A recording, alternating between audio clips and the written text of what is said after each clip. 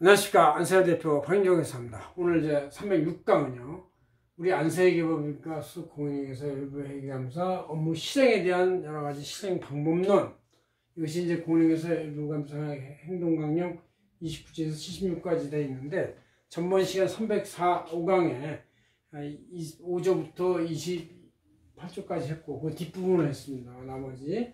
그래서 이제 그 가운데 부분이 실제 현장 감사 수행하는 전 공정에 대한 해야 할 어떤 역할과 의무, 또 권리, 뭐 이런 거를 이제 쭉 소개한 것인데, 이것도 우리가 회계감사가 회계사들의 아주 주요 업무고, 공익보호를 위해서 가장 첨단 필수 업무이기 때문에 이거에 대해서 감사 절차가 제대로 원만하게 또 합법적으로 윤리적으로 적용이 돼야 한다는 차원에서 역시 강의 대상입니다. 그래서 이것 역시 공령에서 외부감사 행동강령 항목에 지정한 거에 나와 있는데, 여기 보면 앞에 표지의 이름은 보면 이렇게 제4장 감사 업무 수행, 4장에 대한 거예요. 4장에 쭉 절차 내용을 여기 있는 제목대로 저도 여기 제목에 약간 좀 추가해 가지고 회의까지 이렇게 썼습니다. 이렇게 하면 이제 305강과 306강에 걸쳐서 회계사들의 윤리, 도덕, 기준, 감사 기준 등에 대한 모든 걸 이제 마스터하게 되는데 2시간으로 이제 끝내는 것이죠. 이 정도만 들어도 되고, 나머지는 다 우리 회계감사의 그 업무 수행 절차나 감사 업무 수행 지시서 등 여러 가지에 다 들어가 있는 거기 때문에, 또 회계사들이 큰 회계법인에서 10년 정도 근무했기 때문에 이미 수없이 많이 교육을 받은 내용이기 때문에 저희 안세우회 사람들은 이거 들을 필요가 없는데, 그냥 그래도 1년에 한 번씩 해야 되니까 하는 것이고, 또 일반 회계사를 위해서도 제가 한번 그냥 간략하게 해설하는 차원입니다. 그래서 공유합시다. 자, 이제 어쨌든 2020년부터 다시 이제 이 회계감사 기준 적용을 이제 철저히 해야 되는데, 자, 우리가 요새는 회계감사가 상시 감사적 개념이에요. 그래서 컨커런트 오딧 이런 개념인데, 연말에 12월이나 1월에만 감사하는 게 아니고 4월부터 감사 계약이 이제 1월에 체결됐지 않습니까?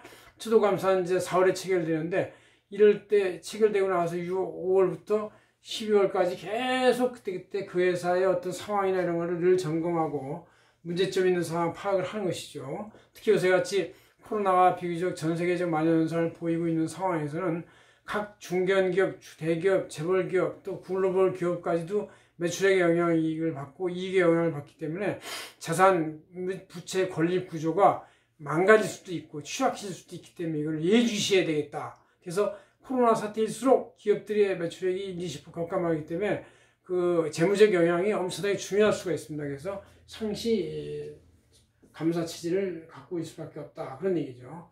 첫째, 감사인의 권한과 책임에 대해서 논의하고 있는데, 29조에 대해서 재무제표에 대한 합리적 확신을 하기 위해서 합리적 증거를 입수해라. 그 증거를 입수해서 우리 권리는 자료 요구권, 조사권, 그 다음에 만약에 이런 자료 요구나 조사가 잘 안 이루어지면 감사 계약을 해지할 권리까지 있어요.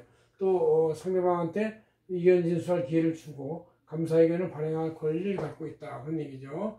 30조에 보면 피감회사는 또 자료 제출 책임이 있어요. 왜냐하면 자료 제출이 안 되면 회계감사를 할 수가 없지 않습니까? 입증 증거가 없으니까. 그래서 감사를 요구할 수가 있는데, 재무정보에 최대한 접근을 해서 내부의 그 회계정보에 관련 책임자, 관리자한테 무제한 접근이 허용이 돼야 됩니다. 그래서 저희들은 요새 같은 경우는 아예 그 회사의 아이디 인증서 비밀번호를 다 부여받아가지고 회계 전 과정을 이제 이 샘플 테스트가 아니라 전 과정 테스트하는 정도까지 된 정도도 많이 있고, 주지 않는 것도 있고, 아니면 그 회사 내 회의실에서만 주는 경우도 있고, 이렇게 이제 여러 가지가 있는데, 어쨌든 재무정보에 대해서 관련자까지 무제한 접근할 의무가 저쪽에서 해야 된다, 그런 얘기죠.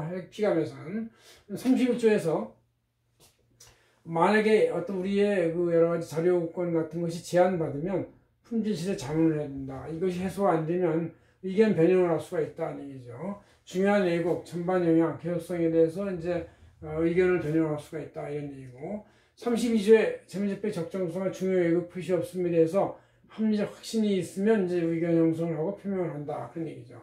그 다음 33조에서는 공정성질 감사 수행에 대해서 임무에 체만하지 말고 충실해라. 그 다음에 이 감사 내용이나 조서, 보고서에 기재나 하지 않거나 허위 기재가 있으면 이걸 입증문서를 만들어 가지고 잘 해야 된다. 그렇지 않으면 이제 허위 기재에 대해서 외부 손해배상 책임 등 여러 가지 복잡한 문제에 형사형을 낼 수가 있다. 그런 얘기죠.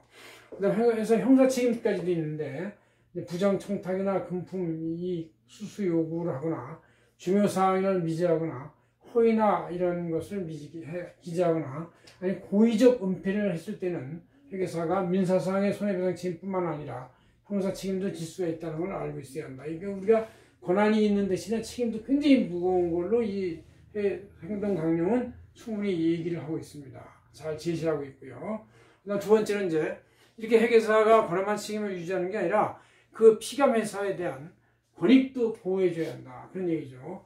그래서 특별히 이제 임의 감사나 자유계약할 때는 상관없는데 지정감사를 받거나 재감사할 때 부당보수 금지를 한다. 그래서 감사 범위나 시간, 위험의 반영 보수를 해서 책정을 해야 되지 부적절하게 아무렇게나 계산하거나 행위를 하면 금지한다. 이런 얘기죠.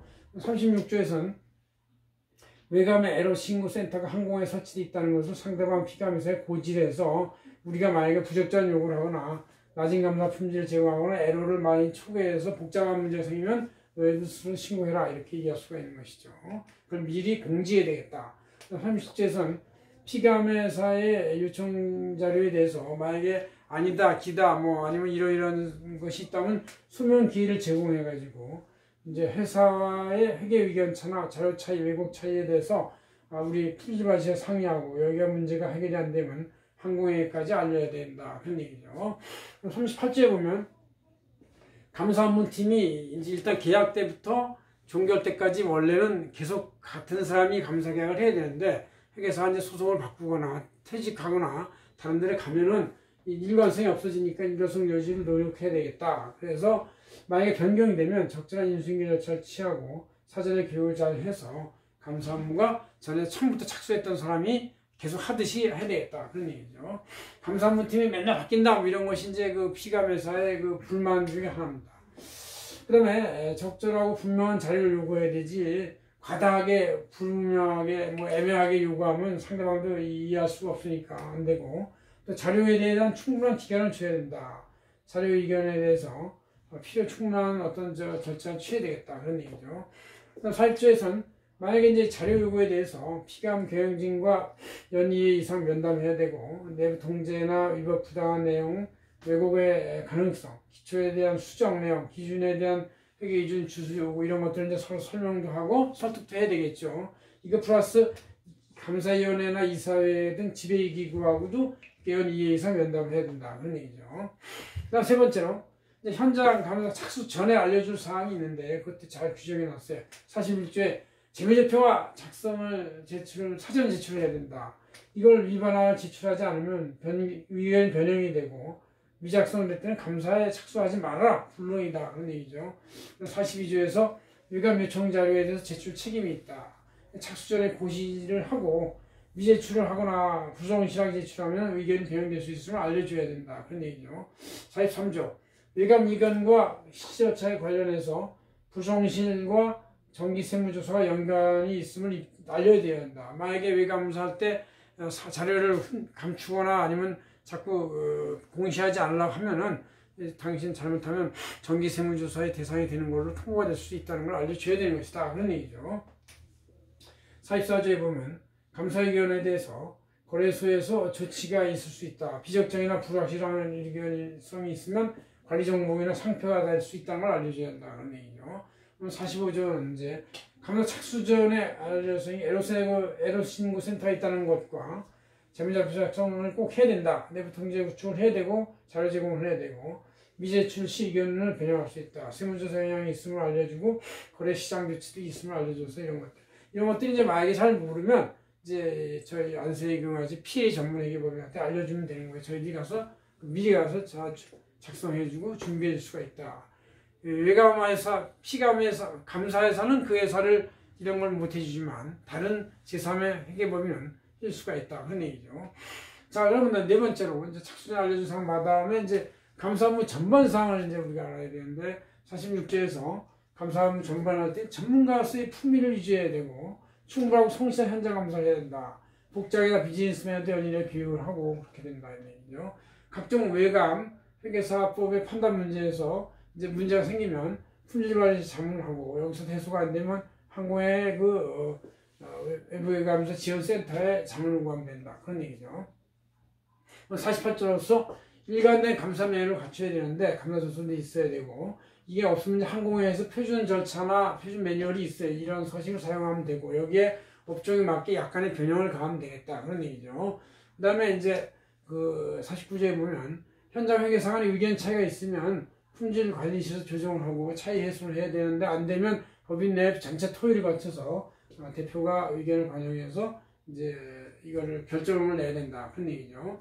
제50조에 보면 피감사 경영진과 의견 차이가 생기면 지배기구가 협의해서 하여야 되고 지배기구가 협의할 때 독립된 외부인의 검토 의견을 할 수 있고 대표가 이제 시정을 해야 된다. 그래서 이게 시정이 안 되면 변형을 한다 그런 얘기죠. 이럴 때 이제 외부인 검토할 때 이제 역시 여기도 PA 전문회계 보면 안세계 보면 같은 데서 이거 협조할 수가 있다 그런 얘기죠. 그다음 이제 51조에 보면 현장 회계사 팀간의 의견 차이가 있으면 역시 품질관리시 보고를 해야 되고 해소가 안 되면 항공의 행동강령센터에 신고를 해야 된다 그런 얘기죠. 52조에 보면 품질관리실장은 행동강령이나 외감의 어떤 법규, 감사법, 외감법, 항공회법, 또 윤리기준 이런 여러가지 회계기준 같은 거 이런 거 위반을 하면 항공회에 통보를 해서 알려놔야 된다 그런 얘기입니다. 그러니까 이 품질관리실장의 그 의무나 역할이 굉장히 커졌어요. 자, 그 다음에 이제 감사원 전문 사항이 그런 게 있고 그런 사항에 대해서 이제 우리가 이제 미리 사전 감사 계획을 수립한다. 예, 감사 계획을 항상 모든 일은 미리 플랜을 짜고 그다음 실행을 하고 그다음 관찰하는 거잖아요. 플랜 to C인데 플랜을 짠다. 예, 감사 계획을 수립한다. 53조에 보면 이제 표준 감사 시간을 반영한 감사 계획과 전략을 수립해서 이 시간이 미달되면 왜 미달되는지 이 감사 기준을 준수하기 위해서 품질관리실에 이제 사전에 검토해서 인력 파견 지원을 받고 인력 수준을 상향 조정할 수가 있는 것이죠. 담당이사나 감사 실시의 성실에 따라서의 세무조사 사전 가능성을 감안해가지고 기준 준수 계획을 짜야 되겠다 그런 얘기죠. 외감 착수에서 종료일까지 업무 시간 등을 성실 정확히 기록 관리해서 조직 전체가 관리 모니터링 할 수 있도록 해야 되겠다. 그 다음에 56조에 보면 담당이사는 관련 외감법령에 따라서 개별 감사무 품질의 관리 팀원과 이제 어떤 그 품질 문제나 관리 문제를 공유하고 있어야 된다. 공유할 내용 중에 중요한 것은 피감 회사의 내부의 그 환경, 특히 요새 같은 코로나 환경은 엄청나게 중요하다. 예상 문제점, 대출이나 대손 문제점, 또 이 뭐 회사의 개혁성에 대한 불확실성 문제점 이런 것도 있을 수가 있는 것이죠. 왜곡 표시 위험, 개혁성, 회사의 존속 가능성, 특수 관계자의 거래, 그다음 재무제표에 대한 여러 가지 사회 검토 이런 것들도 같이 공유해야 된다 그런 얘기죠. 50제 보면 단기 외감 사인은 기초 잔액 넘어오던 기초 이율 잔액에 대해서 이 증거를 입수하기 위해서 정기 감사인하고 이제 감사 수수를 요청할 수도 있고 협조를 해서 이 숫자가 왜 이렇게 됐느냐 이건 좀 의심이 간다 이걸 한번 의견 교환을 소통을 해야 한다 그런 얘기죠. 그럼 이제 드디어 플랜 2 이건 플랜이고 이건 실행인 감사 업무 실행 단계다 이런 얘기죠. 자 58점은 먼저 실행을 하기 위해서 재무제표를 상대방 피감회사가 정기주총 6주에 제출을 해야 된다. 이것을 제출하지 않으면 감사 착수가 절대 금지되어 있어요. 이걸 어기고 뭐 아직도 감사 재무제표도 작성이 안 됐는데 감사 착수하면은 이것은 품질관리실에 신고를 해야 된다는 얘기죠. 그 다음에 전반적 전략과 감사 계획은 표준 시간을 준수해서 잘 작성을 해야 되고 성실하게 수행을 해야 되는데 이런 그 시간 미달이나 이런 것이 되면 품질관리실에 통보하고 이것이 타당성에 대해서 좀 의심이 되면 항공의 타당성 조사 물리한다 그런 얘기죠. 60조에 보면 외감자나 증빙에 대해서 요청을 해야 된다. 공문이나 전자우편으로 요구하는 게 제일 좋고 구두 요청할 때는 왜 이렇게 됐는지에 대해서 해당 감사조서에 기재하는 것이 좋겠다 그런 얘기죠. 61조에 보면 풍수실 제출에 대한 문서화 이렇게 돼 있는데 감사 업무가 이렇게 자료 제출이 안 되면 수행 불가하죠. 그래서 경영자한테 통보하고 충분한 자료 제공을 재요구, 제출하고 못 받으면 품질관리실에 통보한 다음에 의견 변형을 안내해야 된다. 근데 이제 감사 의견이 이제 적정이 안 나간다 이런 얘기죠. 그 다음에 지배기구가 소통해서 이렇게 됐다. 하고 알려줘야 된다는 얘기죠. 그다음 이제 62조에 보면 중요한 왜곡 비주임을 인식하게 되면 붕괴의 여러 가지 거래 과정을 통제해서 이걸 잘 주소화시켜가지고 주석상에까지 그걸 연결시켜서 중요한 왜곡 표시가 얼마나 이료의 관계자한테 문제가 있을 수 있음을 알려줘야 되겠다. 그런 얘기죠. 그다음 63조에 보면 왜곡 영향을 평가해서 이 왜곡 영향이 굉장히 크다. 그러면 감사 절차를 확대해서 샘플을 더 확대하고 왜곡 샘플 추정을 통해서 왜곡 금액이 원래는 발견된 게 만큼인데 샘플을 추정해 보니까 더 커졌다라는 것에 대한 내용이 있으면 이걸 통보를 해줘서 다시 고치게 해야 된다. 그런 얘기죠. 64조에 보면 외감에 종결을 한다. 문제점이 생기면 이제 중앙관리자나 그 회사 피감 회사 쪽 중앙관리자하고 우리 감사인 쪽 문제제기회계사하고 서로 토의를 해서 이 토의 내용을 문서화시켜가지고 합의를 하거나 아니면 이제 문제를 개선해야 되겠다. 그런 얘기죠. 자, 이렇게 감사무가 실행이 되면 이제 감사 의견원서, 감사 의견을 이제 만들어내는데 65조에 보면 현장 종결 전에 사전 감사에 대한 절차하고 실제 이행한 거하고 같았는지를 한번 대조해보고 그래 거기에 따라서 66조에서 감사 결과 요약서를 만듭니다. 감사 결과 요약서는 전반 현황에 대해서 분석하고 감사 결과 내용과 결론을 짓고 중요 쟁점과 문제점을 거기다 쓰고 감사 의견 입증에 대한 자료 수집, 결론 등 역시 쓰고 중요한 왜곡이나 확신 내용을 쓴 다음에 의견이 변형할 게 있으면 변형을 하고 아니면 그대로 적정 의견을 낸다. 그때 담당이사가 설명을 하는 것이죠. 그래서 60조에는 담당이사하고 현장에서 이게 충분히 반영이 되도록 의견 결정 과정을 잘 하고 차이가 있으면 품질관리실에 통보를 해야 된다. 그런 얘기죠. 68조에서는 품질관리실에서 검토 절차에 대한 프로그램을 미리 짜놓는다. 그래서 최종 재무제표에 대한 분석적 검토를 한번 해보고 수정사항이 있으면 이거에 대한 결론을 내고 중요성에 대한 기준을 판단해서 이걸 적용을 제대로 했는지 지배기구와 소통을 제대로 했는지 교육성에 대한 검토가 있었는지 이런 걸 판단해야 되고 품질의 중요한 사항에 대한 검토 매뉴얼을 완전히 작성해서 항공에 나중에 제시할 수 있는 준비를 해놔야 되겠다. 그런 얘기죠. 69조에 보면 전기 재무제표에 대한 중대한 오류가 발견되면 단기보고서에 반영을 해야 된다. 그래서 경영진이나 지배기구와 의사소통을 해야 되고 전기 오류 감사인한테 통보해서 이것이 왜 이렇게 됐는지 아니면 맞는지 틀린지 의견을 전달해야 된다. 그래서 의견 전달했는데 충분히 소통이 되면 고치면 되고 고치지 않으면 주소 연락을 해서 이 고칠지 여부를 3자가 즉 전기감사인, 단기감사인, 회사 이렇게 3자가 소통을 해서 결론을 내야 된다. 그런 얘기죠. 70조에 보면 이제 감사의견 변형이 있는데 만약에 자료 제출이 안 되거나 회계기준 위반이 되면 당연히 적정 의견이 안 나오는 변형 의견이 나온다는 얘기죠. 그래서 이 변형 의견 문안, 그러니까 감사 의견 적정이 아닌 문안을 지배기구가 소통해서 알려줘야 된다. 그런 얘기죠. 72조에 보면 증거가 확보가 안 되면 부실감사보고서를 만들어내는데 증거 확보 안 됐을 때 그냥 부실감사보고를 덜컥 제출하면 안 돼요. 이걸 끝까지 부실이 안 되도록 그냥 비적정이라고 해서 부실한 게 아니에요. 비적정은 비적정 의견이 충분한 논거가 있기 때문에 그것은 제대로 된 감사보고서입니다. 비적정이라고 할지라도 어쨌든 부실한 감사보고서 제출을 금지해야 되고 그래서 연장 가능성을 통제한 다음에 품질관리자 협의해서 공시 만료 7일 전에 연장과 접수를 해가지고 문서화 시킨 다음에 공문을 발송해서 다시 그 문제에 대해서 쟁점을 제대로 명확히 한 다음에 확인이 되면 그때 가서 제대로 된 감사보고서, 즉 제대로 된 감사보고서에서는 적정 의견뿐만 아니라 한정 의견, 부적정, 비의견 거절도 의견 거절의 이유가 분명하면 부실 감사보고서가 아니고 제대로 된 감사보고서가 되는 것이다. 그런 얘기죠. 그 다음에 이제 현장 감사팀에 대한 조서를 통취합을 해서 이제 보고서 1부터 60일 내까지 취합을 하면 된다. 담당이사가. 그 다음에 감사조사에 대해서 부당 변경, 추가 삭제 금지하고 취합 후 8년 동안 보조기간 내에는 폐지기가 금지가 삭제도 금지되어 있다. 8년 동안 민사소송의 이 문제가 회계사들은 끝까지 소멸시효인 민법상 소멸시효 5년보다도 더 길게 있는 것이죠. 14조에 보면 보고서 핵심 사항을 기재한다. 혹시 이용자한테 중요한 사항이 있으면 그 이해를 높이고 도움을 주기 위해서 추가 정보를 기재할 수도 있다. 그런 얘기죠.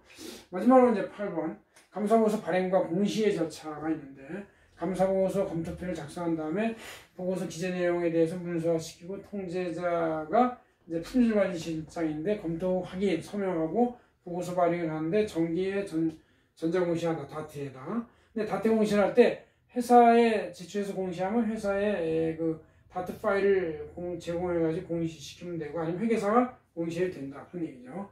마지막 76번에 76조에 보면 외감사 실시 내용에 대해서 행위 내용을 다 허위 공시를 금지한다. 실시 내용은 그대로 투입 시간, 그 다음에 담당자 누군지를 그대로 공시해야 되고 허위관리 품질관리실에 하면 보고해야 되고 이것이 항공에 통보가 될 수가 있다. 그런 얘기죠. 그래서 우리가 이 회계감사의 전반 과정에 대해서 우리의 권한과 책임, 회사의 권익보호, 미리 알려줄 사항, 감사무 전반 계획사항, 감사무 실행사항, 그 다음에 의견 형성사항, 사후 관리 및 보고서 관리 이런 사항이 이제 전부 다 잘 쓰여 있는 걸 우리 행동 강령이 잘 명시하고 있습니다. 그래서 우리 회계감사할 때는 회계감사 매뉴얼, 그 다음에 감사 지시 절차서 이런 행동 강령, 또 윤리 기준, 회계감사 기준, 기업회 기준, 회계감법 기준 이런 거를 이제 철저히 준수해서 하는 것이 회계사가 공익보호를 위해서 알아야 할 최소한의 기본적인 내용이고 이런 것들을 1년에 한 번씩 교육을 계속 받고서